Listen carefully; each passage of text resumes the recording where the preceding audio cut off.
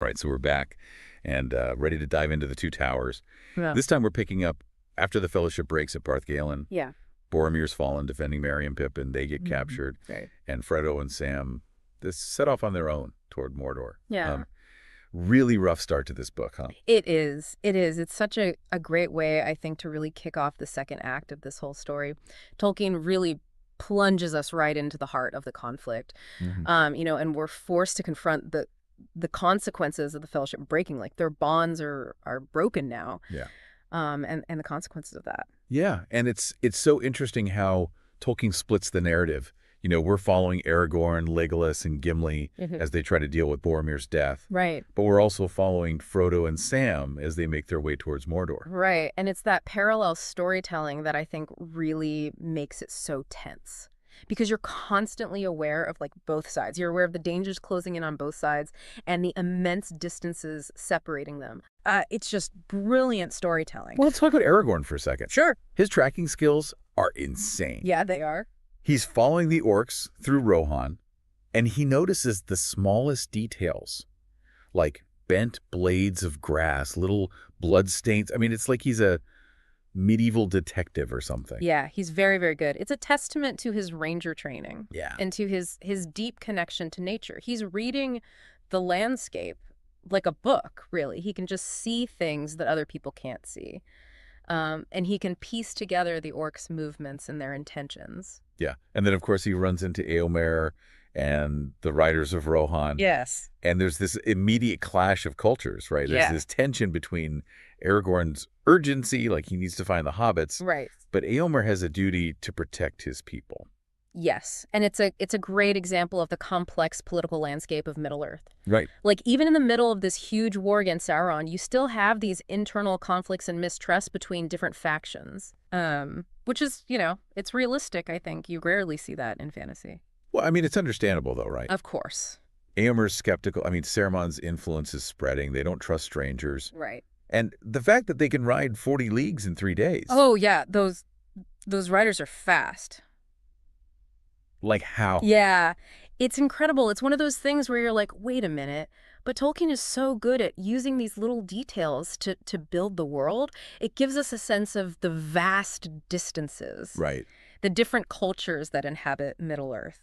And speaking of world building, I think we should talk about Fangorn Forest. Oh, Fangorn. The Ents. Yes, the Ents. Oh, can you imagine coming face to face with Treebeard? Oh my goodness. Like the oldest living creature in Middle-earth. It would be incredible. And just his way of speaking, so slow and deliberate. Right. Must feel like time is slowing down. Yeah, it's almost like he's thinking as he speaks, and it's been so long. Yeah. Since he's had to really think hard about anything. Right. Yeah, those scenes, I think, where they meet Treebeard are incredible. Tolkien's descriptions make you feel like you're actually there. Like you can actually feel what it would be like to walk amongst these giant trees, Yeah. Listening to their creaking branches, their deep rumbling voices. It's just so vivid. And then he's got this song. Yes. And there's this one line, "To Isengard with doom we come." Like, talk about foreshadowing. Something big is going to happen. Yeah, he's not very subtle about it either, is he? It's a great way to build suspense, though. Tolkien does this a lot. He'll plant these little seeds of anticipation, hinting at what's to come. And in this case, he's hinting at the Ents' role in the upcoming conflict. And he doesn't shy away from portraying their power. Right. Like they are a force to be reckoned with. It really makes you realize that even in a world with, magic and these powerful beings, right, nature itself can be this huge force. Absolutely. It can be the most formidable force of all. Speaking of powerful beings, though, I think we need to talk about Gandalf's return. Yes. This is such a pivotal moment in the story because Aragorn, Legolas, and Gimli first encounter him as this mysterious old man. Right. And then, bam, he reveals himself to be Gandalf the White. That scene always gives me chills. Yep. Like, he's no longer Gandalf the Grey, Yeah. the wise but kind of weary wizard. Right. It's like he's been reborn. Yes. He's got even more power and purpose. Exactly. It's such a powerful symbol of hope in the middle of all this growing darkness. Yeah. He's a beacon of light, literally radiating power Yeah. and authority. And you were talking about like rereading this book. Oh, yeah? I think this is a good time to mention that we do have a free digital copy linked in the description below. So if you want to follow along, or if you just want to experience those incredible scenes again for yourself, Yes. you won't regret diving back into Tolkien's words. But let's shift gears for a moment. Okay. And talk about Merry and Pippin's perspective on things. So they're riding on Treebeard's shoulders. Wow. As the Ents march on Isengard. What an unexpected adventure. It's a unique perspective for sure. Yeah. Like, you get to see the destruction of Isengard through their eyes. Yeah. They're caught in this epic clash between nature and industry. Yeah. And they get to see the Ents' raw power firsthand. Yeah, it's fascinating, too, because Tolkien is contrasting Saruman's meticulous, almost sterile fortress of Isengard with the chaotic, untamed power of the Ents. Yeah. He's highlighting the clash between nature and technology. Right. And ultimately, nature wins out. Right. Which I think is an interesting point he's making there. But even in the middle of all this destruction, Tolkien throws in these little moments of humor with Merry and Pippin. Oh, yeah. Like when they discover a stash of pipeweed in the wreckage. Yes. Classic hobbits. Oh, I know, it's so Tolkien. Those little touches of levity are so important because they remind us that even in the darkest times, there's still room for joy and simple pleasures. Yeah. And then there's the confrontation between Gandalf and Saruman atop Orthanc. Oh, what a showdown. I know, their verbal sparring is just, it's like a chess match. Oh, definitely. Each word is so carefully chosen and so strategically deployed. Yeah. It's a battle of wits and wills. And you can really feel the tension rising with every exchange. You know, Saruman, who was once a wise and respected wizard, he's totally consumed by pride now and ambition.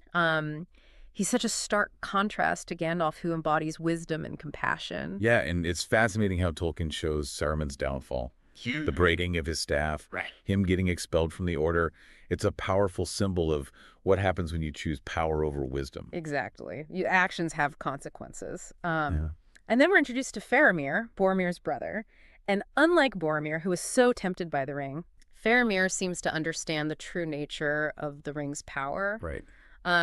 He tests Frodo, but he does it not out of greed, but out of a desire to understand what Frodo is going through. Like, what burden is he carrying? Right.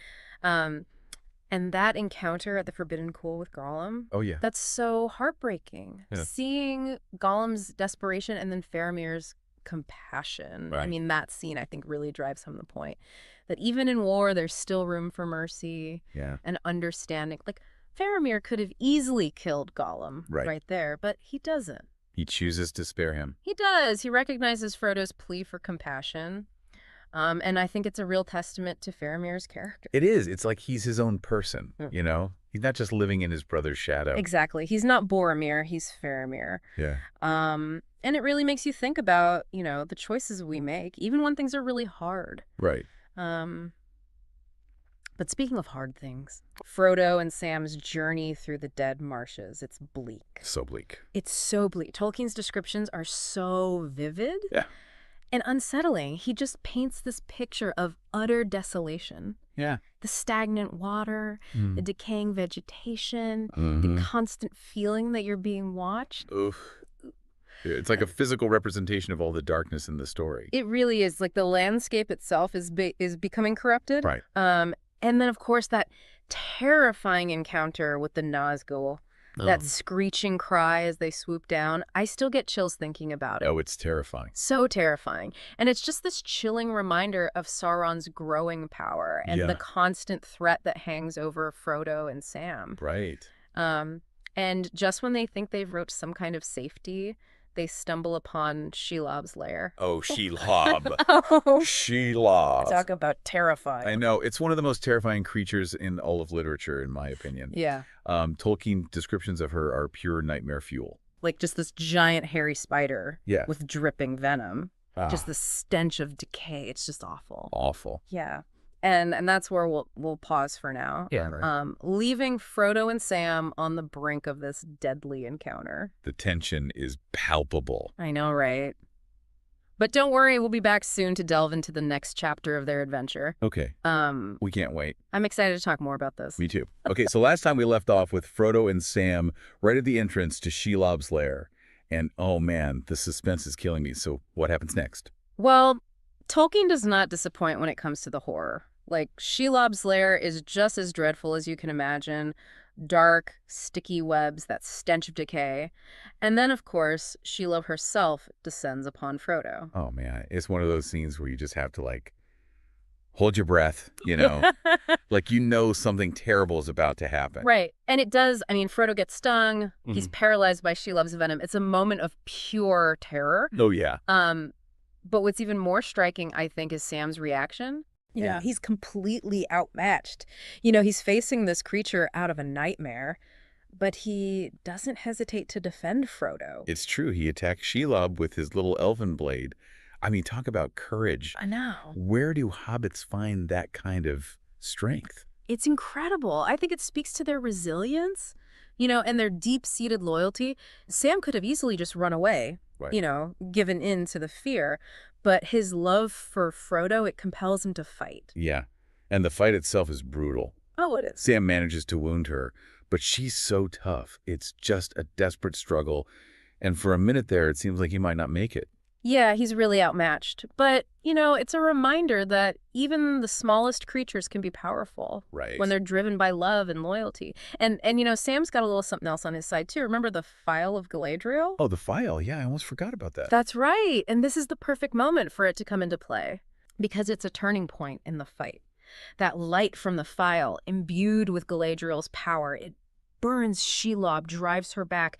It's like the symbolic victory of light over darkness, Oh, yeah. hope over despair. Yeah. It's a beautiful moment. And Sam manages to wound her pretty badly. Okay. I mean, I think it's a mortal wound, but she escapes. Okay. But he saves Frodo's life. Right. But then he thinks Frodo is dead. Oh, no. And that's the real tragedy of the situation, because he thinks his best friend is gone. And he's left alone in this horrible place with the ring, Oh, gosh. with the weight of the world on his shoulders. And so he takes the ring. Yeah. He's preparing to continue the quest alone. Wow. That's a heavy burden for one hobbit to bear. It is. It is. But then there's a glimmer of hope, Okay. because he overhears the orcs talking and he realizes Frodo's still alive. Oh. It's a moment of intense emotion. Sam has to make a choice. Does he continue on to Mordor alone, or does he risk everything to save Frodo? What do you think is going through his mind? I can only imagine. It must be pure turmoil. The fate of Middle-earth, on his shoulders, the grief of losing Frodo, and then this sudden hope. Right. It's a lot for anyone to process, let alone a hobbit who just wants to go home to his garden. It's true, it's a lot, but he makes his choice. He chooses loyalty Yeah. over duty, friendship over the fate of the world. It's powerful. And so he sets off to rescue Frodo from the Orc Tower. It's almost comical, Yeah. This little hobbit sneaking through the shadows, trying to outwit these brutal orcs. It's kind of funny to picture. I know. But Tolkien does such a great job of contrasting Sam's simple bravery Right. with the orcs' just like crude brutality. They're arguing over Frodo's possessions, like completely oblivious to the power of the ring. Yeah, it's like they're squabbling children. Exactly. Fighting over trinkets. They totally miss the bigger picture. And Sam, he uses their ignorance to his advantage. Yeah. He mimics their speech. He moves silently in the darkness, and he finds Frodo. Oh, what a relief. I know. Stripped, unconscious, but alive. And that moment when he gives the ring back to Frodo, it's so subtle, but so powerful. Yeah. It says so much about their relationship. Right, that trust. Yeah. And the understanding that it's Frodo who has to carry the ring. Exactly. And then their escape from the tower. Oh, yeah. It's so daring. It's suspenseful. And they actually pull it off. It's amazing. They manage to escape the orcs, and they get back into Mordor. It's a testament to their teamwork and their determination. Yeah, they really need each other. They do. But they're not out of danger yet, are they? No, not even close. They're still in Mordor, surrounded by enemies. The Eye of Sauron is watching them constantly. Right. But they hunt each other. Yeah. And that's something. Last time we left, Frodo and Sam escaping from Cirith Ungol back into Mordor, And wow, it's hard to imagine a more hostile environment. Yeah. So what are they even thinking at this point? Well, I think it's probably a mix of relief at escaping the orcs, Right. but also dread. They're still surrounded by enemies. Sauron is watching them constantly. And they're so close to Mount Doom. Right. Like the only place the ring can be destroyed. Yeah. It must feel like every step is just a monumental effort. I think so, yeah. The weight of the ring, Yeah. constant temptation, just the exhaustion. Like, it's amazing they can even walk. And it's like in these moments that you really see Sam shine. Oh, absolutely. He's always encouraging Frodo, reminding him about the Shire, sharing his food. I mean, he's the definition of hope and loyalty. He really is. He's become so much more than just a companion, He's like Frodo's anchor. Yeah. His lifeline. And in a way, he's carrying just as much of the burden as Frodo is. He's carrying the burden of hope. Yeah, that's a good point. Yeah. It's interesting how Tolkien uses the landscape of Mordor to reflect their internal struggles. Oh, yeah. Everything's barren and desolate, just like their hope is dwindling. It's a powerful metaphor. The landscape itself is a test, a constant reminder of what they're up against. But even in this wasteland, Tolkien finds moments of beauty. Right. Like when Sam sees a star. Yes. Just one single star in the sky. Yeah. Above Mordor, this tiny flicker of light, and it's enough to give him hope. It's a reminder that even in the darkest times, there's always some light, a possibility for redemption, and that's what keeps them going. It's true. Their journey through Mordor is really a testament to the power of friendship and just never giving up. Right, and that's what the Two Towers is all about, I think, and the whole Lord of the Rings saga, really, that even the smallest person can make a difference. Courage, loyalty, hope, those things can triumph over darkness. So we leave Frodo and Sam continuing on toward Mount Doom. Their fate and the fate of Middle-earth is still unknown. It's a cliffhanger for sure. You can't wait to see what happens next. But for now, we should appreciate the journey Tolkien has taken us on, the characters, the themes, the scope of it all. It's a masterpiece. It is a masterpiece. And, if anyone wants to dive back into this story themselves, we have a free digital copy of The Two Towers linked below. Definitely check it out. And join us next time as we wrap up this epic saga with the Return of the King. Sounds good. Until then, may the light of Arendelle guide you, and may your own journeys be filled with courage and hope. Thanks for joining us on this deep